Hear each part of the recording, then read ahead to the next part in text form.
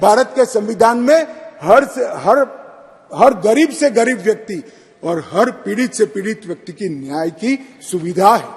न्याय मिलेगा, मगर मालूम है न्याय में सजा ही मिलने वाली है, इसलिए आप देश के बाहर भाग जाओगे और ट्रायल नहीं चलेगा, ऐसा अब नहीं चलेगा।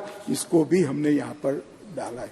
मान्यवर, अंडर ट्रायल कैदी के लिए 1/3 कारावास काट चुका है, तो इसकी जमानत का हमने प्रोविजन कर दिया है। और जहां विचाराधीन कैदी है और गंभीर गुना है, वहां आधे पर इसका अधिकार बनाया है। नई विटनेस प्रोटेक्शन स्कीम को लेकर आए हैं। हर राज्य ने इसको घोषित करना पड़ेगा और घोषित अपराधियों की संपत्ति की कुर्की का भी हमने प्रावधान मान्यवर इसके अंदर किया है। सजा की माफी को भी हमने तर्कसंगत बनाने का प्रयास। मृत्यु की सजा है तो ज्यादा से ज्यादा आजीवन कारावास हो सकता है, इसके नीचे माफी नहीं हो सकती। आजीवन कारावास है तो 7 साल की अवधि तक ही सजा भोगनी ही पड़ेगी, और 7 वर्ष या उससे अधिक सजा है तो कम से कम 3 साल जेल में रहना पड़ेगा। कोई जेल में गया और अपने रसूख का उपयोग कर 1 साल में कितना भी गंभीर गुनाह हो बाहर आ जाएगा, ऐसा अब नहीं होगा। इसको हमने सुनिश्चित कानून के अंदर भी कर दिया है। अपराध की आय, अगर आर्थिक अपराधी है और अपराध से आय कर संपत्ति जब्त की है तो उसको भी अब न्यायालय राज्यसात करेगा, उसको ही हराजी कर उसको राज्य के खजाने में डाल दिया जाएगा। और संपत्तियों के निपटान के लिए भी एक बहुत बड़ा कदम उठाया है। हम सब लोग सार्वजनिक जीवन के कार्यकर्ता हैं, अनेक स्तर पर राजनीति में काम करते करते आए हैं, सैकड़ों बार पुलिस थाने गए होंगे। माने वो बाहर आप जाएंगे तो चोरी की हुई ऑटो पड़ी होती है, ढेर सारी साइकिलें पड़ी होती है, शराब का ट्रांसपोर्टेशन करने वाला टेम्पो पड़ा होता है, और वो टेम्पो का तो कई बार हमसे ज्यादा आयुष्य होता है। 1950 में पकड़ा, मगर केस पड़ा रहा है तो पूरा एक बड़ा मैदान पुलिस स्टेशन का परेड का इसी संपत्तियों से लिप्त हो जाता है। माने, और हमने कह दिया है कि देश के पुलिस स्टेशनों में बड़ी संख्या में जो संपत्तियां पड़ी है, अदालत के मजिस्ट्रेट को इसकी वीडियोग्राफी फोटोग्राफी कर अदालत की सहमति से 30 दिनों के भीतर भी इसको बेच दिया जाएगा, हराजी कर दी जाएगी और पैसे कोर्ट के इसके तो सारे पुलिस स्टेशन साफ हो जाएंगे। तकलीफ तो होगी कुछ लोगों को, मगर उसका रास्ता मेरे पास नहीं है मान्यवर। कब तक 20-20 साल तक, और वो व्हीकल भी किसी के उपयोग का नहीं रहता, वो मालिक को वापिस भी मिल जाए तो कोई इसका फायदा न उठा पाए। इस तरह से हमने भारतीय साक्ष्य अधिनियम में ढेर सारे बदलाव किए मान्यवर। इलेक्ट्रॉनिक रिकॉर्ड को हमने दस्तावेज की परिभाषा में शामिल कर दिया है। अब किसी भी प्रकार का इलेक्ट्रॉनिक रिकॉर्ड को दस्तावेज माना जाएगा। पेन ड्राइव के अंदर चार्जशीट दिया जाएगा, पेन ड्राइव के अंदर कोर्ट को भी चार्जशीट दिया जाएगा, पेन ड्राइव के अंदर विक्टिम को भी दिया जाएगा, लॉयर्स को। इलेक्ट्रॉनिक रूप से प्राप्त बयान साक्ष्य की परिभाषा में शामिल कर दिया गया। इलेक्ट्रॉनिक और डिजिटल रिकॉर्ड को प्राथमिक साक्ष्य के रूप में मानने के लिए अधिक मानक जोड़े गए हैं और इसकी उचित कस्टडी, स्टोरेज, ट्रांसमिशन और ब्रॉडकास्ट, इसके लिए भी कानूनी जामा पहनाकर एक प्रक्रिया सुनिश्चित कर दी गई है। मान्यवर, दस्तावेजों की जांच करने के लिए मौखिक और लिखित स्वीकारोक्ति के लिए एक कुशल व्यक्ति के साक्ष्य को शामिल करने का हमने कंपलसरी किया है।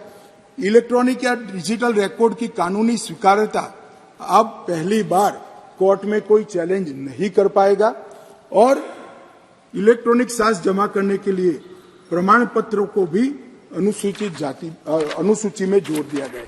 माननीय, इसके लिए हमने ढेर सारी भय स्थानों के लिए भी बड़ी एक्सरसाइज की। नेशनल फॉरेंसिक साइंस यूनिवर्सिटी के साइबर क्राइम के एक्सपर्ट्स, इलेक्ट्रॉनिक मामलों के एक्सपर्ट्स, बीपीआरएनडी और गृह मंत्रालय के अधिकारियों की एक टीम ने महीनों तक काम कर कुछ अनुभवी न्यायाधीशों से भी परामर्श कर इस पूरी प्रक्रिया को चिन्हित कर दिया गया। माननीय, और मैं इतना सुनिश्चित कह सकता हूं कि जब इसका संपूर्ण अमल देश के हर थाने में हो जाएगा, मान्यवर, हमारी न्यायिक प्रक्रिया दुनिया में सबसे आधुनिक में आधुनिक न्यायिक प्रक्रिया भारत में।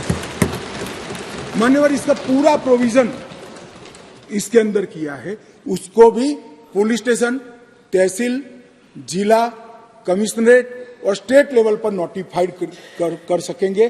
जैसे जैसे थाने क्लियर करते जाएंगे हम इसको मान्यवर आगे बढ़ाते। और हमने अब तक ICGS के माध्यम से मान्यवर ढेर सारे पुलिस स्टेशन 97% पुलिस स्टेशनों को कंप्यूटराइज करने का काम समाप्त कर दिया है। अदालतों का भी आधुनिकीकरण हो रहा है और ICGS के माध्यम से फॉरेंसिक साइंस यूनिवर्सिटी, थाना, गृह विभाग, पब्लिक प्रोसिक्यूटर की ऑफिस, जेल और कोर्ट, ये सबको एक ही सॉफ्टवेयर के तहत ऑनलाइन करने का काम भी लगभग देश में समाप्त होने के कगार पर है। और इसके माध्यम से ढेर सारी देरी से हमारे जो न्याय मांगने के लिए जाने वाले नागरिक हैं उनको राहत मिलेगी और न्याय जल्दी से मिलेगा। मान्यवर इसके साथ हमने स्मार्टफोन, लैपटॉप, मैसेजेस, वेबसाइट और लोकेशनल साक्ष्य को सबूत की परिभाषा में शामिल किया है। आरोपियों, विशेषज्ञों, पीड़ितों इलेक्ट्रॉनिक माध्यम से कोर्ट के सामने उपस्थित होने की अनुमति दी है और इलेक्ट्रॉनिक या डिजिटल रिकॉर्ड को स्वीकृतता को इसकी एनफोर्समेंट करने के लिए भी पूरी प्रक्रिया को हमने कानून के अंदर जगह दे दी है। और इसके माध्यम से FSL यूनिवर्सिटी उचित समय पर इसमें जो नई तकनीक आती जाएगी इसको भी समाहित करने का सुझाव समय समय पर देती जाएगी, इसको हम समाहित करेंगे। मान्यवर चर्चा में कुछ सदस्यों ने अलग अलग प्रकार के सवाल उठाए। एक तो पहले ही मैंने जवाब दिया, आतंकवादी कृत्य के लिए UAPA अगर उपलब्ध है तो फिर इसमें आतंकवादी कृत्य का समाहित करने का क्या तर्क है। मान्यवर एक आतंकवादी कृत्य के लिए एक ही जगह गुना रजिस्टर होगा, करने वालों को डरने की जरूरत नहीं है, 2 कानून अप्लाई नहीं होंगे। मगर कई जगह पे आतंकवादी कृत्य होने के बाद UAPA लगाते नहीं है और CRPC में आज तक आतंकवाद की व्याख्या ही नहीं थी और बचकर निकल जाते थे। उनके बचने के सारे रास्ते इस कानून के माध्यम से हमने बंद कर दिए और मुझे मालूम नहीं पड़ता इसमें आपत्ति क्या है। आपत्ति सिर्फ संसद में रखनी नहीं चाहिए, इसके आशय भी बताने चाहिए। ये आपत्ति दर्ज कर हम किसको बचाना चाहते हैं। मान्यवर BNS के 69 के खंड में पहचान छिपाने का दुरुपयोग किया जा सकता है, ऐसा एक आशंका व्यक्त किया। मैं इसके लिए कहा कि उन महिलाओं को सुरक्षा प्रदान की गई है जो शादी के झूठे वादों की वजह से व्यक्ति की पहचान छिपाना चाहते हैं। इसमें और कोई बच नहीं पाएगा, मैं सदन को आश्वस्त करना। मान्यवर एक आया कि दया की याचिका मामले में थर्ड पार्टी को अधिकार देना चाहिए। मैं बिल्कुल खिलाफ। अगर जिस व्यक्ति ने गुनाह किया है उसको अपने गुनाह का एहसास ही नहीं है, पछतावा ही नहीं है, तो दया शब्द पर इसका कोई अधिकार नहीं है। जिसको गुनाह कर अगर पछतावा नहीं होता है उसको दया का कोई अधिकार नहीं है। दया का अधिकार उसी का बनता है जो बाद में बोली हरसिमरत बहन, मैं समझ रहा हूं आप क्या कहना चाहते हैं। दया का अधिकार उसी को बनता है जो अपने कृत्य को से पछतावा करता है। कोई व्यक्ति आतंकवादी कृत्य करेगा और जेल में जाएगा और फिर कहेगा कि मैं तो नहीं मांगता, मेरी मन स्वीकारने के लिए तैयार नहीं है, मैंने कृत्य किया, और इस पर दया की जाए, मैं सहमत नहीं हूं साहब, ऐसा कभी नहीं हो सकता। एक BNSS के खंड 479 में विचाराधीन कैदियों के संदर्भ में कहा गया, मगर उसमें तो हम बहुत प्रगतिशील प्रोविजन लेकर आए, उल्टा जल्दी छूट जाएंगे वो, क्योंकि 21 सजा होते ही उनको जमानत देने का हमने प्रोविजन किया है, जो पहले कानून नहीं था, और उसके पहले कोर्ट तो दे ही सकती है जमानत। दूसरा है वीडियोग्राफी के प्रयोजन केवल तलाशी तक क्यों है गिरफ्तारी और पुलिस बयान दर्ज करने के? भाई हम सबको मालूम है पुलिस का बयान वो आरोपी के खिलाफ कभी उपयोग नहीं किया जा सकता। वो 161 का बयान होता था, कोर्ट में दिया हुआ बयान ही आरोपी के खिलाफ लिया जाता है, इसलिए इसमें पुलिस के बयान को नहीं रखा है। डिस्चार्ज एप्लीकेशन करने के लिए अलग अलग समय सीमा उचित नहीं है, ये थोड़ा मिसअंडरस्टैंडिंग है। खंड 250 और 262 अलग अलग प्रकार के ट्रायल के लिए ओएसीडी सेशन कोर्ट में ट्रायल केस के मजिस्ट्रेट द्वारा सेशन कोर्ट में कमिट होने के बाद जो शुरू होता है, इसके लिए खंड 250 है, और मजिस्ट्रेट के द्वारा जो ट्रायल होता है इसके लिए खंड 262 है। तो दो अलग अलग ही है।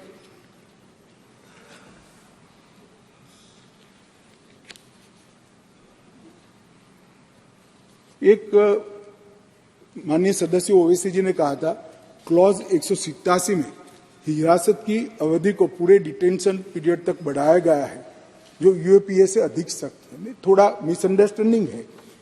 टोटल कस्टडी 15 डेज की ही होगी, मगर पहले 7 दिन पुलिस पूछताछ करती है, कोई अस्पताल में जाकर जमा हो गया तो 15 दिन समाप्त हो जाए। हमने ये प्रोविजन किया है कि 7 दिन की कस्टडी होगी, आप अस्पताल में कर ले, कोई बात नहीं, अच्छा हो जाओ। अच्छा होने के बाद वो 8 दिन के लिए तो फिर आना ही पड़ेगा। तो टोटल कस्टडी को तो हमने 15 दिन का ही रखा है, और मीनवाइल कोर्ट जमानत भी दे सकती है, प्रोविजन को भी हमने रखा है।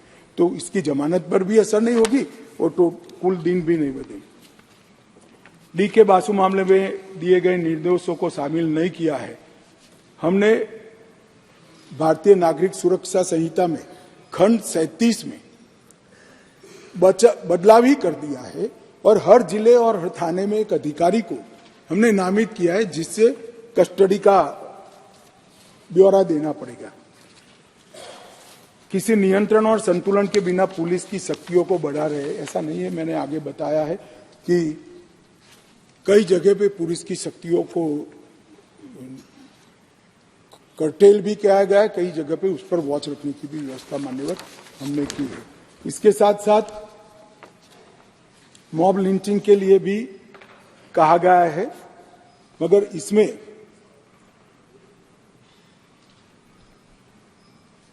सब प्रकार के गुनाह को 5 से ज्यादा लोग इकट्ठा होकर अगर किसी की हत्या या उसको घायल करने का काम करते हैं, उसको हर प्रकार के गुनाह को इसके अंदर शामिल किया जाए। राजद्रोह का तो मैंने जवाब दे ही दिया है मान्यवर।